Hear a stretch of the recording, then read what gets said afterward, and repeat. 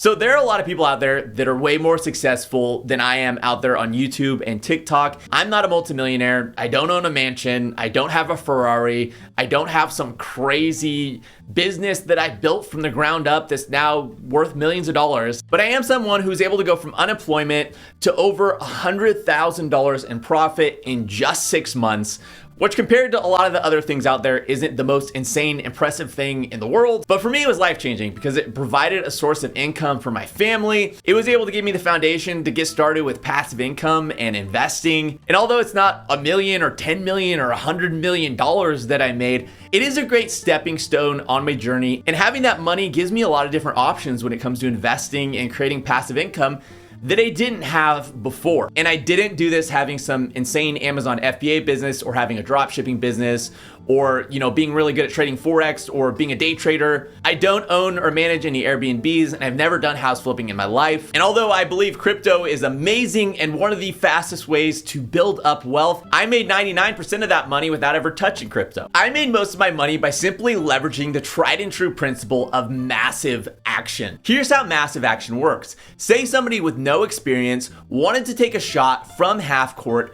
blindfolded. If you had to bet on them either making it or missing it, what would you bet? For 99% of people, we would bet that they would miss it because they're blindfolded, they have no experience, and making a shot from half court isn't exactly easy. But what if instead we gave them 10,000 attempts to make that shot? Would you still bet that they would miss given 10,000 attempts? If that were the case, I think most people would choose it's far more likely that they're gonna actually end up making the shot with 10,000 attempts. Just because given so many attempts, the odds that they actually make a basket are actually pretty high. And normally making a shot like that would be a challenge for a professional NBA player, but with massive action, even a complete amateur is able to succeed where a professional might fail. And I'm sure, of course, you've seen all the different trick shot videos on YouTube or TikTok where people make seemingly impossible things happen just by attempting it so many times that inevitably, eventually, they're able to succeed. Did you know on average, most entrepreneurs have 4 businesses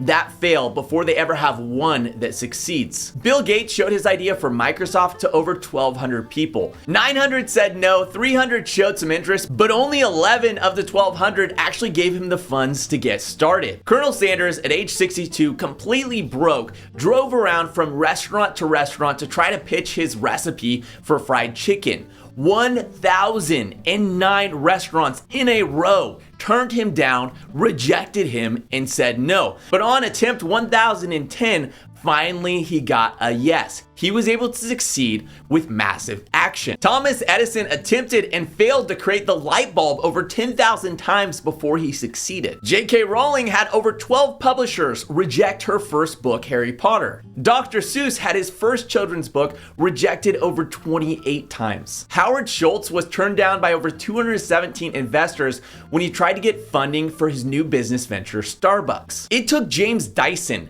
15 years and 5,127 attempts to create the Dyson vacuum. And after he'd finally created the first successful bagless vacuum, he went to actually sell it to different vacuum companies and they didn't want to buy it. He built his own company and today he's worth billions. Michael Jordan said, "I've missed over 9,000 shots in my career and I've lost almost 300 games. 26 times I've been trusted to take the game-winning shot and missed. I failed over and over again in my life and that's why I succeed." All these hyper successful people have one thing in common.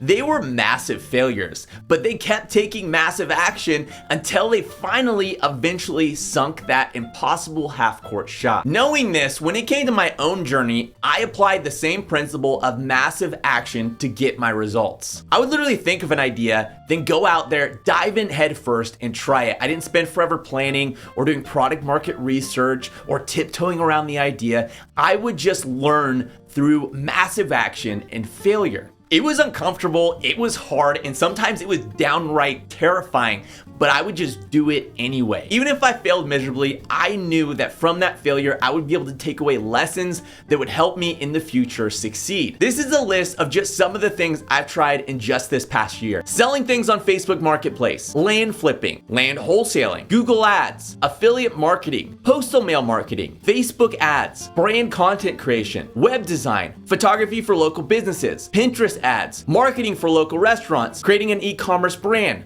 launching an e-commerce brand for larger creators, YouTube, TikTok, Stoic, Anchor Savings, yield farming, staking, option trading, pancake swap, and even more than that. Some of those things were complete failures, and some of those things made me over $10,000 a month. I had no idea what would work and what wouldn't when I first got started. I just jumped in, tried things until I found something that worked. The reality is though, a lot of people attempt to take massive action and end up completely doing it wrong and absolutely burning out and failing. And that's because most people who think that they're taking massive action aren't taking massive action at all. They might be working a ton, their schedule might be packed, they might be slammed and busy working 12-hour days, but they could work for the rest of their life and they will never achieve anything. And that's because although they're doing massive amounts of work, they're not taking massive amounts of action. And there's a really big difference between those two. There's actually an entire principle called the Pareto Principle that really sums up this concept,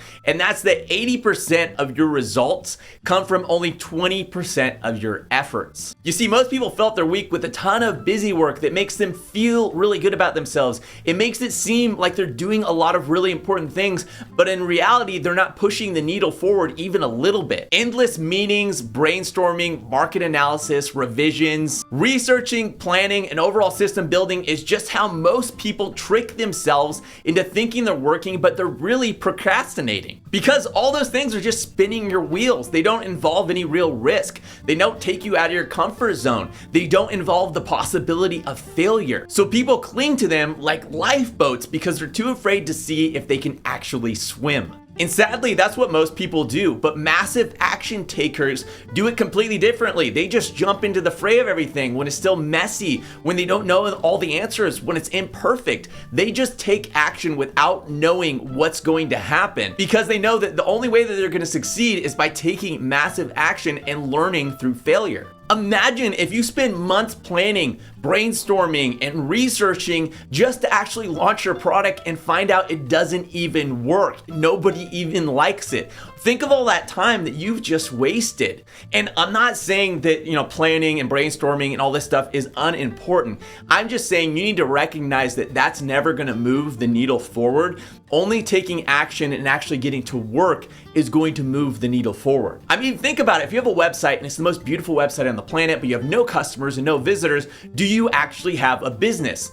No. What if you have an amazing logo and an amazing name and amazing design? Do you have a real business if you don't have any customers who are paying you? No. Contrast that with somebody who doesn't have a website, doesn't have a name, doesn't have a plan, but they've got plenty of people paying them. They've got a sustainable business model that they can keep moving forward. And from that platform, they're able to build out their design, their branding, their plan, and grow from there. So when it comes to building a business, the 20% that actually matters is getting clients and customers. And everything else you can just figure out later. And that makes total sense when you say it. It seems like common sense, but you'd be surprised at how many people focus on that 80% of fluff that doesn't move them forward at all and completely ignore the 20% that matters. Why? Because getting paying customers is hard. It's challenging, it's uncomfortable. And when you put yourself out there like that, you have a risk of rejection and a risk of failure. And people don't like rejection and failure, and they will do a lot of things to avoid rejection and failure, which is why they spend all their time spinning their wheels instead of actually taking a risk. The first step to taking massive action and making your dream life happen is maintaining motivation and momentum. And if you can't do this, you will 100% crash and burn. How many times have you been hyped up to radically transform your life or some aspect of your life, only to have that fade away over the coming weeks and never actually move forward on that idea? If you're like most people, you probably had that happen a lot. You have this mountaintop experience where you feel like you could just change everything about your life and you're ready to get in shape, or you're ready to change this, element of your life. You want to stop watching less TV or playing less video games. But inevitably life goes on, and then you hit this wall of reality where that motivation motivation and that momentum fades away, and suddenly you find yourself right back in the same old routines. Because of this, a lot of people discount motivation as being something completely worthless because it never carries on continually into the future. I completely disagree, and I think motivation is absolutely something that is worthwhile, but it's something you have to replenish daily. Just like you gotta brush your teeth daily, just like you gotta take a shower daily,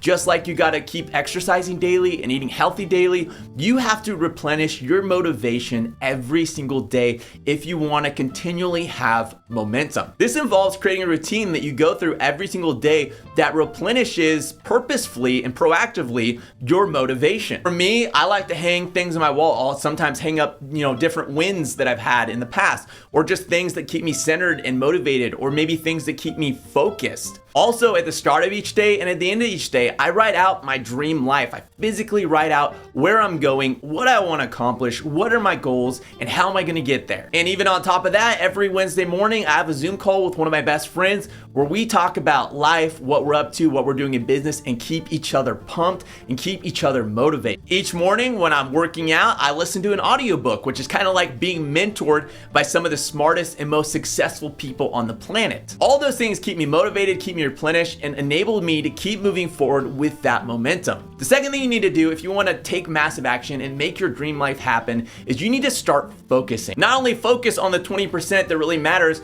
but focus on one singular goal and don't constantly go in 12 different directions. I mentioned the insane list of different things that I've tried so far, and while in some, capacity, it has helped experimenting and trying out different things.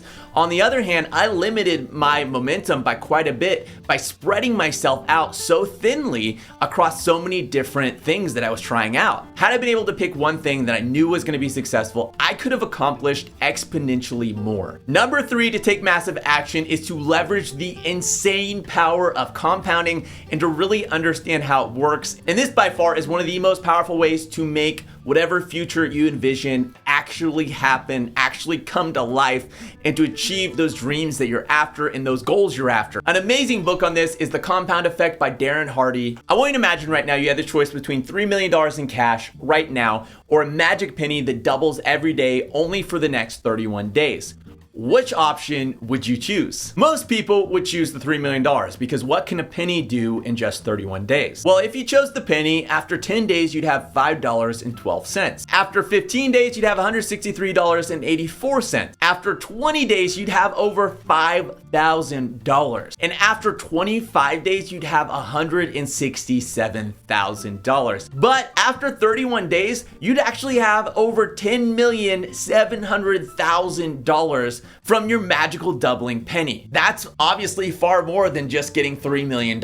And that's the insane power of compounding, and you can use it to your advantage to achieve absolutely ridiculous results. And what I mean by that is you can compound different things in your life. You can compound your knowledge, you can compound your routine, you can compound your success. You do this by creating a routine and staying consistent over time. For example, if you go out today and lift weights, it's probably not gonna do much at all.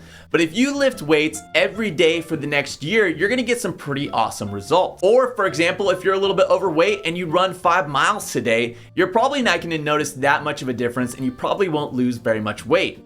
But if you do that same thing every day for the next 3 years, you will look different, feel different, and perform different in a way that will dramatically affect your life. Not only that, but that one small change is not gonna just affect your physical body, but that's gonna seep into every area of your life and continually compound in multiple different ways. Say from running every day, you start to have more energy and be more productive at work. Being more productive at work, you get better results and you're able to get a promotion. Getting a promotion gives you a lot more confidence than you had before, which compounds into an overall better attitude, which gets you even more recognition. And that extra money that you're getting from that promotion allows you to buy even healthier food, which also translates into even more energy. Meaning now when you get home from work, you're not dead tired and just want to sit down and play video games or watch TV, but instead you're studying, learning, playing with your kids, playing basketball with your friends, going on hikes, going on adventures, which compounds even further to make you even more healthy, and it keeps going and going and going and going. All of that from one small, seemingly insignificant change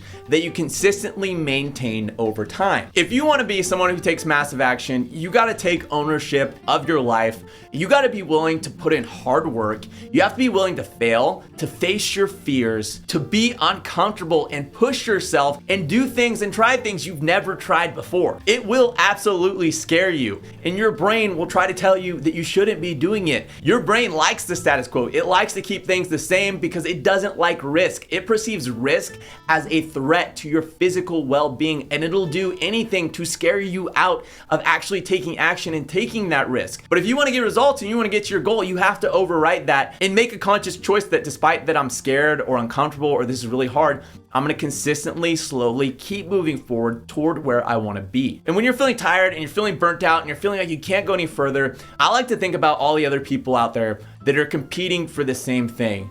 And when I think about the fact that I'm tired and I don't feel like I can keep going, I gotta imagine that they're also tired and they don't think that they could keep going either. Which means if I do keep going and I do keep pushing harder, I'm gonna pull ahead from the pack and I'm gonna get the results that most people only dream of. If this video was helpful, make sure you hit that like button and make sure you subscribe and hit the little bell next to it if you wanna see more content like this. Let me know your questions in the comments below. I try to go through and answer every single one. Thank you for watching, and I'll see you next week.